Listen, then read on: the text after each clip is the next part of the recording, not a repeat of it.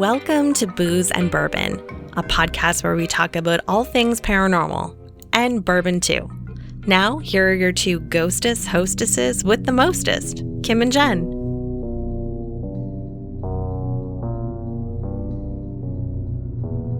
Hello, Jen. Hello, Kim. I'm in a hotel room right now. Mm-hmm. Yeah, you're having a good week? It is not too bad. I am, doing the gym thing, getting the old people back in shape just in the nick of time for the end of summer in case anyone was, expecting a beach body in the end of August. So, yeah. Everyone's got a beach body. You just take your freaking body to the beach. That's true. That's a good point. I should just tell people that instead. Yeah, I know. But you need to make money, and you turn banging people into super banging people. So yeah, we're going for the super bang. The super bang. Wow. That sounded good. But yes, you know what I mean. So we're back with not regularly scheduled, but somewhat regular audio episodos. Yes. To be honest with you, I really, really missed them, and I missed having a really good excuse to talk to you all the time. Ditto. And I love researching stuff about the paranormal, and as you know, I have been on the road, and I've been on the road for a couple of shows. Right now I'm on Maritime Museums, but this one is the show that I'm about to tell you about is Haunted. And I was traveling for Haunted, and I went to this place in Amherst. And yes. Amherst, Nova Scotia is a funny little town. I'll tell you, I was totally inspired by doing this specific episode because of our time in Amherst. But also, we kind of put the call out to our listeners and our friends on Facebook and on Instagram, and we said, hey, if we're going to do a maritime ghost story, what do you guys want? And a couple of people said this one. So I'm like, okay, well, maybe we do need to go this route. So we were filming for Haunted. We were at this place called the Cumberland County Museum, which is in Amherst. Mm-hmm. And it's an old house that was turned into a museum. And we of course, were investigating late at night. And these random people walked over, and they were freaking out. And they were like, are you guys filming a ghost show? And for privacy reasons, we don't often tell them, yes, we're filming a ghost show. So Noah, our director of photography, and Paul, our producer, said, actually, no, we're filming a museum show. So it was really late at night. I don't know if these people believe them, but they said, you guys realize this whole town is haunted, right? And we're like, yeah. Before I got that comment, I already had this feeling that it was, just because the architecture and the large stone buildings, and there's been lots and lots of fires in Amherst, and there's a massive mural on the side of one of these old brown stone historic buildings, which is depicting the Great Amherst Mystery. So it didn't just touch upon a haunted location, which used to be 6 Princess Street. It's now torn down. But it really has to do with the haunted girl named Ester Cox, who somehow brought paranormal experiences with her wherever she went.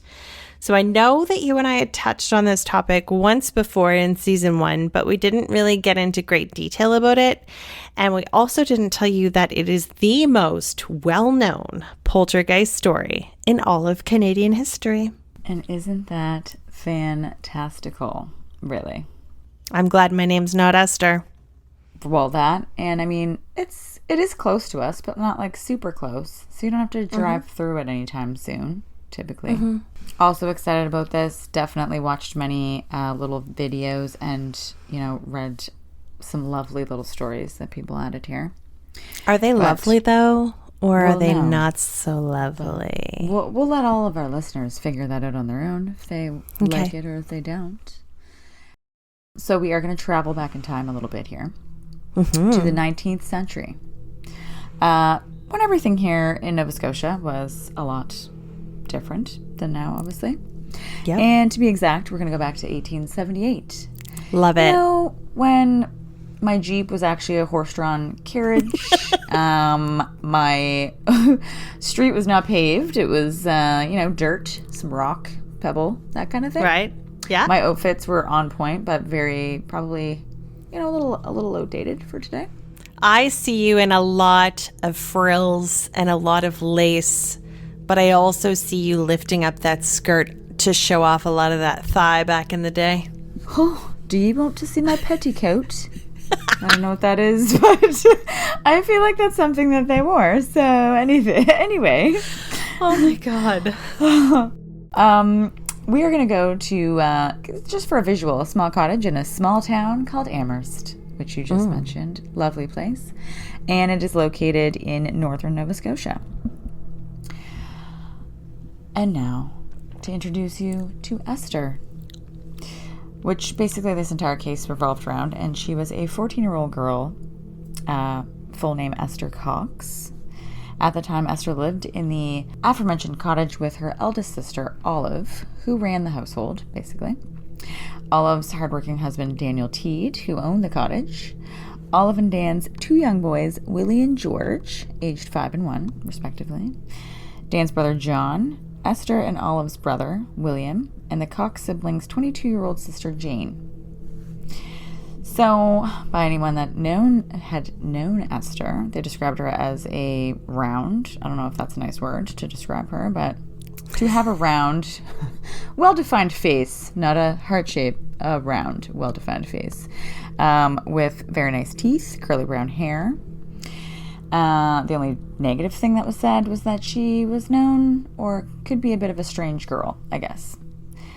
She was exceptionally moody. But her mood would be brought around by anyone mentioning pickles, because it was one of her favorite things. Crazy. Don't know about you, Esther, with these pickles, but yes. When she was born, she was actually very, very small. So she was 5. She only weighed 5 pounds when she was 9 months old. So she was a tiny baby. Mm-hmm. But sadly, her mother died when she was 3 weeks old. And her father subsequently remarried and moved to Maine, leaving her in the care of her grandmother. Wow. And I guess because she was raised by her grandmother, she kind of grew up quickly, some said, and also took on some like grandmotherly type quirks. Some would say she had an old soul. Oh, Esther, I have a little fondness for you. Me too. She's like a little nanny in there. Yeah.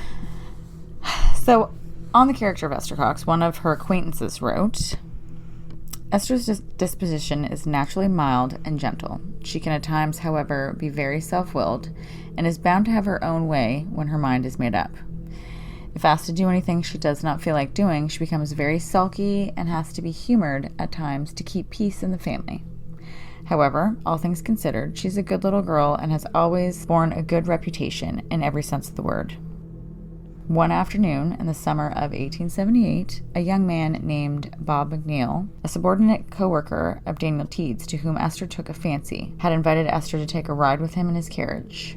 McNeil drove Esther to a wooded area in the country, withdrew a revolver from his pocket, and ordered the girl to get out of the carriage, pointing to clues of a sexual predatory type scenario ensuing.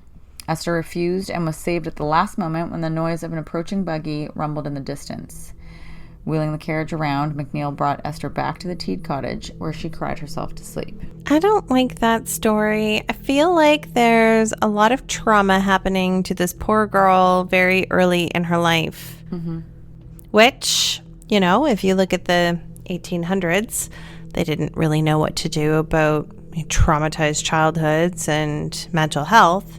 No. So, maybe all of these stories that we're going to tell you about Esther have to do with just that. Maybe she was dealing with her own inner demons, quote unquote. Or if you want to believe what people say when people do get possessed or people do have a lot of haunted experiences happen in their lives, it tends to happen when they're down and when they're low. They're letting the negative energy in. Yes. So, to pick up the story where you left off there, Jen, Esther's distress was clearly evident to her family members.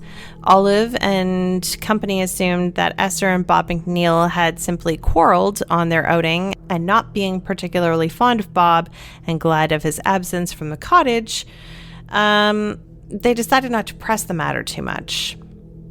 So then on the eve of September 4th, 1878, Esther and her sister Jane, who shared a bed and bedroom, were just settling down for the night when Jane felt what she thought to be a mouse crawling inside of her mattress. Frightened, clearly, the girls lit the lamp and searched for the mouse but were unable to find it. And then later that night, the sisters heard rustling beneath the bed and determined that it was coming from a cardboard box, which happened to be filled with pieces of patchwork. When they dragged the box out from underneath the bed into the middle of the room, it jumped a foot in the air and then landed on its side. The girls, of course, screamed for Dan, who thankfully came to their rescue and heard their incredible story, but he laughed and he said that they must have been dreaming and pushed the box back under the bed before he went back to sleep. Then the following evening happened, and Esther had gone early to bed because she just happened to be getting a fever. Then she sprang up from her bed in the middle of the night and cried, "Wake up, Jane, I'm dying." So, of course, Jane woke up and lit the lamp, and to her horror, found that her sister's face was blood red, her eyes were bulging in terror, and she was trembling in her nightgown. Jane, her sister, called for assistance and was soon joined by Dan and Olive, her younger brother William, and Dan's brother John. And not knowing what else to do, Olive helped her younger sister get back into bed, where all the color drained from Esther's face. And in a choking voice, Esther declared, "I am swelling up and shall certainly burst. I know I shall." That's terrible. Okay, so she's got a fever, not good. Maybe she's getting some delirious things happening. I don't know. But then the accounts go on to say that her hands and feet were alarmingly swollen and her complexion was now deathly pale, where moments earlier it had been beet red, and her skin was burning with fever, where moments earlier it had been icy cold. So while she was laying there, her body apparently kept steadily swelling.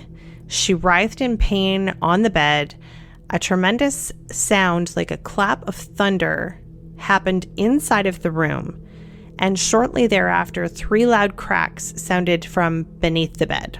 So then, of course, the following morning, they checked on Esther, and she seemed reasonably well, although her appetite was greatly diminished, and her family members, being unable to explain the bizarre incident from the previous night, decided to once again keep the matter to themselves. 4 nights later, Esther ended up having a very similar attack, but this time all of the bed sheets flew off of her and her sister, and they landed in a corner of the room as if they had been ripped off by invisible hands. Jane, who had been awake to witness the spectacle, fainted from fright, and hearing Esther's screams, Olive, Dan, William, and John rushed into the bedroom, seeing the bed sheets lying in the corner of the room. Olive gathered them together and placed them over her ailing sisters. Almost immediately, the sheets flew back into the corner of the room in the same manner as before. And before anyone had time to react this time, the pillow upon which Esther's head laid hurtled through the air and struck John in the face. And not knowing what else to do, all of the family members, aside from John, who fled from the room in fear, sat on the edge of the bed in order to keep the sheets from flying off again. After a succession of incredibly loud knocks sounding from beneath the bed, Esther's swelling subsided, and she fell back into a peaceful sleep. What? Just after the break, we're going to get into the second half of our story, and I would like to invite you at this moment to refill your cup. Jen, what do you have over there? I got a little Weller that was gifted to me by my lovely friend Kim for my most recent birthday, and it is quite divine. Oh, thanks. Do you have something over there? Well, I do. I have, it's not bourbon. It's called Glenavon Triple Barreled. So it's actually finished in bourbon barrels, and then it's finished one more time in Fortress rum barrels at the Fortress of Lewisburg. So So it has some of your usual rye suspects, and then by suspects I mean spices. And there's definitely a butterscotch tropical fruit on the nose, but I am so excited because it actually tastes like an American rye with a little tiny bit of the bourbon caramel and vanilla. And I can't wait for you to try it. Well, I will just be right down, probably in the next couple of days, I was going to say. A little sample. Like 2 days, maybe? Yeah, I think so. Sweet. Okay, so guys, that was your cue to go fill up your glasses, whatever you're drinking, because we're going to be right back for part 2 of the story.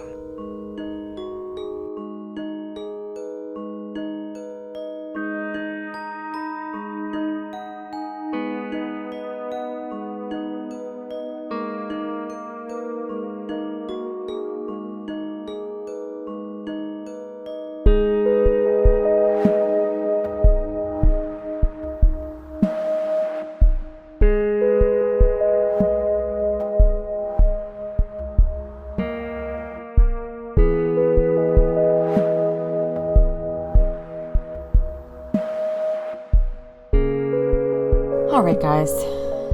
So taking us back to little Esther sleeping away, and sleep she did indeed.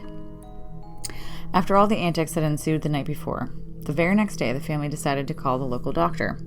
When Dan Teed informed the doctor of what had transpired the night before, he laughed and assured him that no such nonsense would occur while he stayed in the house, which he intended to do that night until 1 a.m.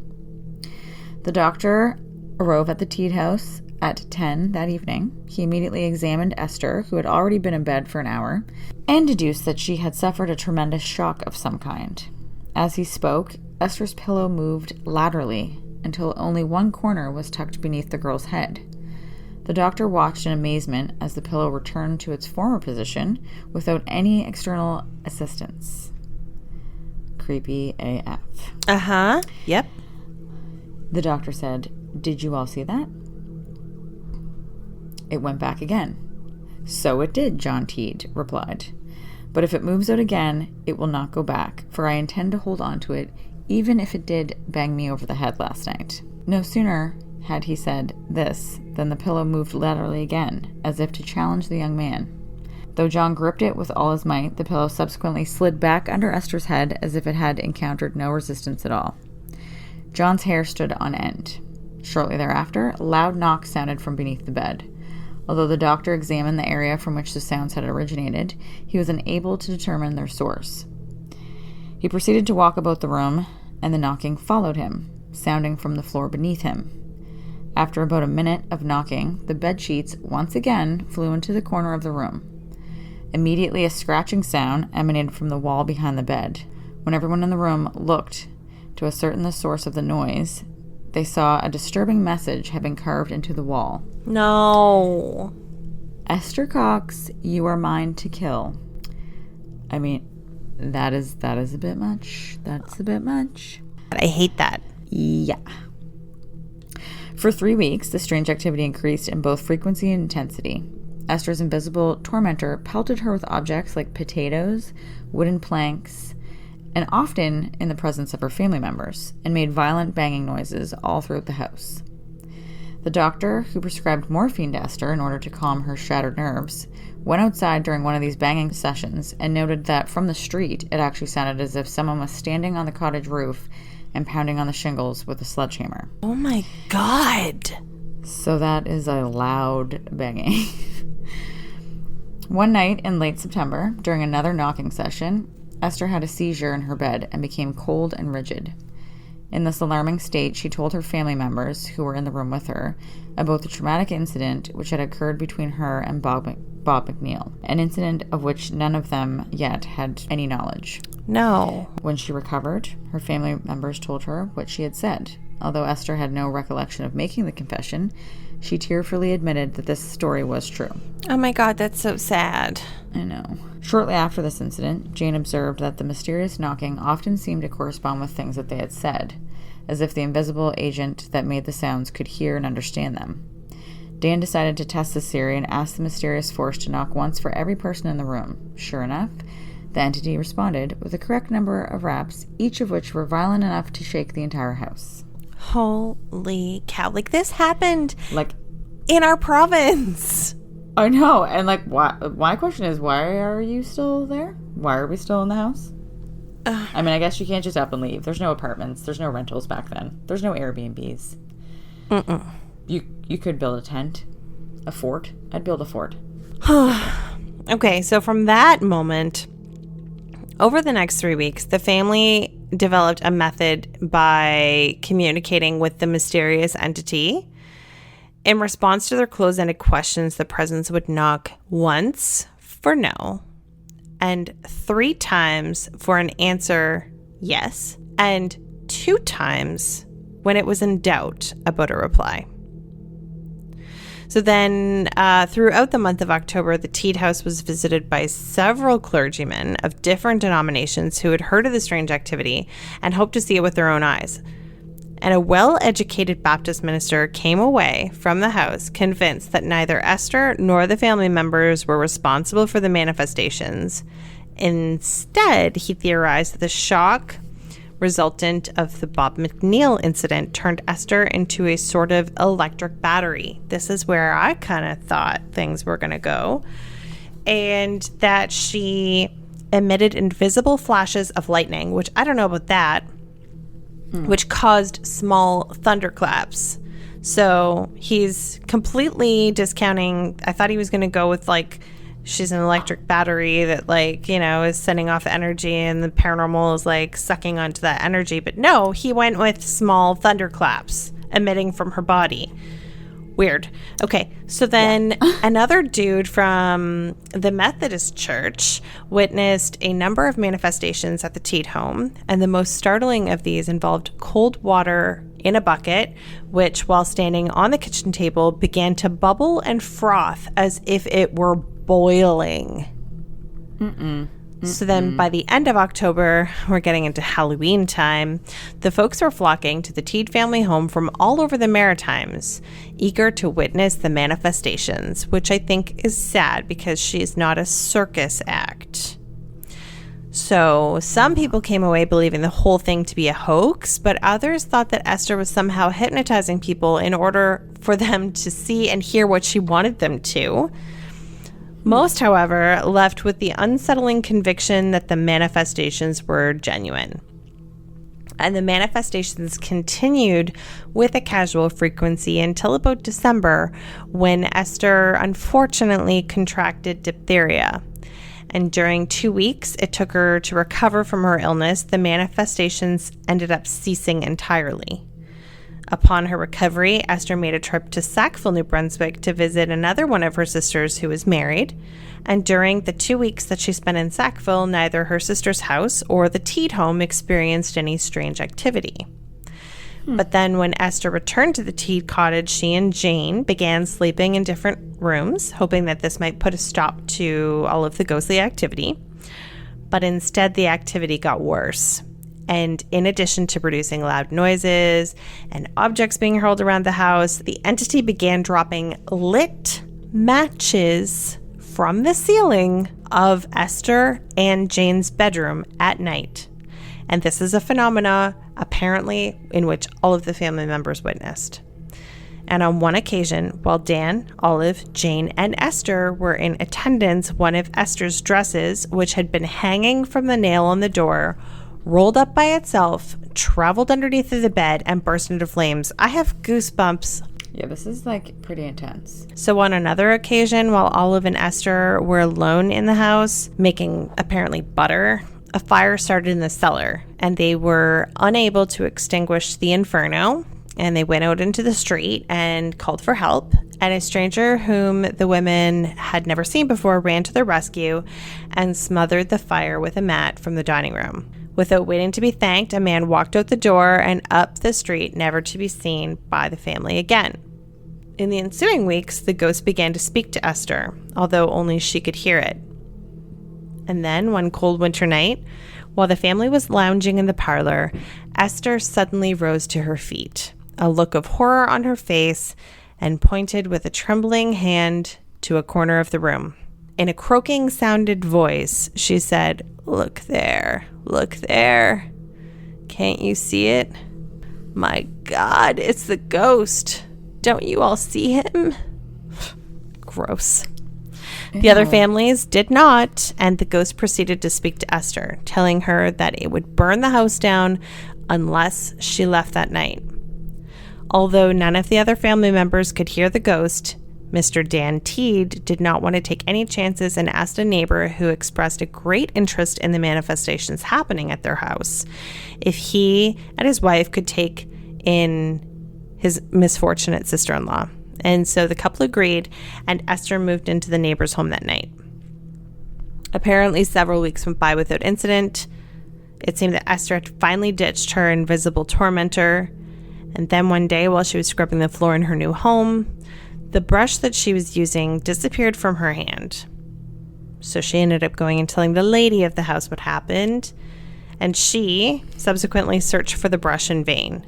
And as soon as they decided to abandon the search, the brush fell from the ceiling, only to graze Esther's head. That is nuts.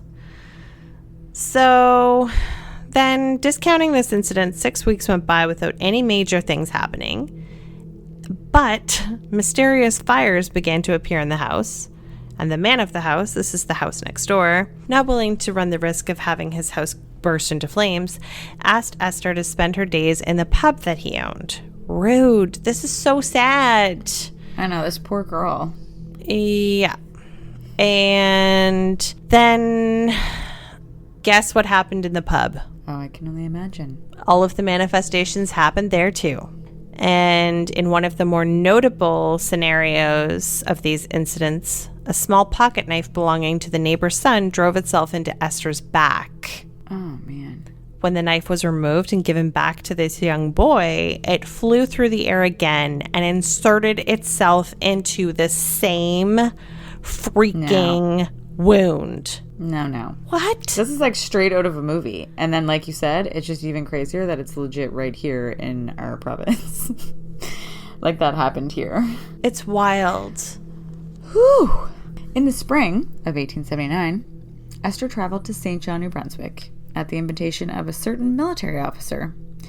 During her three-week stay in the city, Esther was visited by a party of scientifically minded gentlemen who developed a new method of communicating with Esther's poltergeist. After asking the entity a question, they would recite the alphabet and wait for the thing to knock at the appropriate letter, repeating this procedure until the entire answer was spelled out. By this method, the poltergeist identified himself to them as Bob Nickel and claimed that he had once worked as a shoemaker.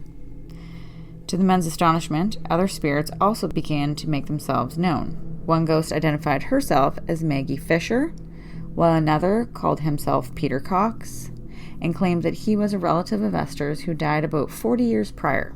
Later on, 3 more mild-mannered spirits made their presence known, identifying themselves as Mary Fisher, who said she was Maggie's sister, Jane Nickel, and Eliza McNeil. Whoa. That is a whole lot of ghosts. Like, you have a lot. That's not one. That's quite a few. We've got family members in there, too. Like, we've got Cox. Right. We've got, like, the Bob Nickel and Jane Nickel and the Maggie Fisher and Mary Fisher. But then we also have Eliza McNeil, and the guy who was, like, being all creepy and pervy was a McNeil as well. He was Bob McNeil, right? Yes. Weird. Yeah. After a peaceful 8-week stay with a particular family friend who lived in the Nova Scotia countryside, Ester Cox returned to Amherst. The manifestations resumed immediately, as powerful as ever. At this point, an enterprising American actor named Walter Hubbell, who had just finished a theatrical tour in Newfoundland, moved in with the Teed family as a paying boarderer in the hopes of documenting the manifestations. And I'll just note there that it is from Hubbell's subsequent writings that most of the details of the Great Amherst Mystery, as he styled it, are known. So, thank you to him. Mm-hmm. Over the course of 6 weeks, Hubbell was pelted with inanimate objects, so it wasn't just her. Saw household items vanish and reappear as if dropped from the ceiling. Watched objects levitate and translocate, and witnessed several fires break out spontaneously. Convinced that Ester was incapable of conducting the pranks herself, Hubbell began to converse with the poltergeist using the same technique the Teeds had developed. The ghost accurately told him the time on his watch and guessed how many coins he had in his pocket. Hubbell then asked the spirits the following questions, which they answered with knocks. Have you all lived on Earth? Yes. Have you seen God? No. Are you in heaven? No. Are you in hell? Yes. Have you seen the devil? Yes. On June 28th, 1878, the Teed house resounded to the sound of a trumpet. The strident noise continued throughout the day until into the evening. A small silver trumpet fell from the ceiling into one of the rooms. Neither Hubbell nor any members of the Teed family had any idea where the trumpet actually came from. Although Hubbell later declared his intention to donate the instrument to a museum, the fate of this object, to the best of his knowledge, remains a mystery to this day. The manifestations increased in scope and intensity until that summer. It was decided that Ester Cox had to leave the Teed home for everyone else's sake.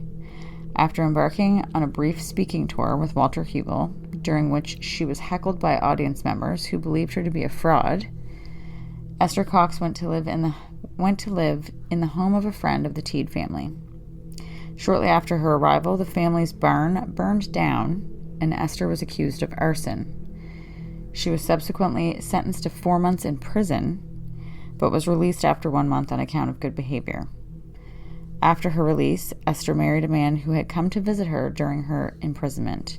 Following her marriage, the poltergeist activity stopped for good. Oh, so my.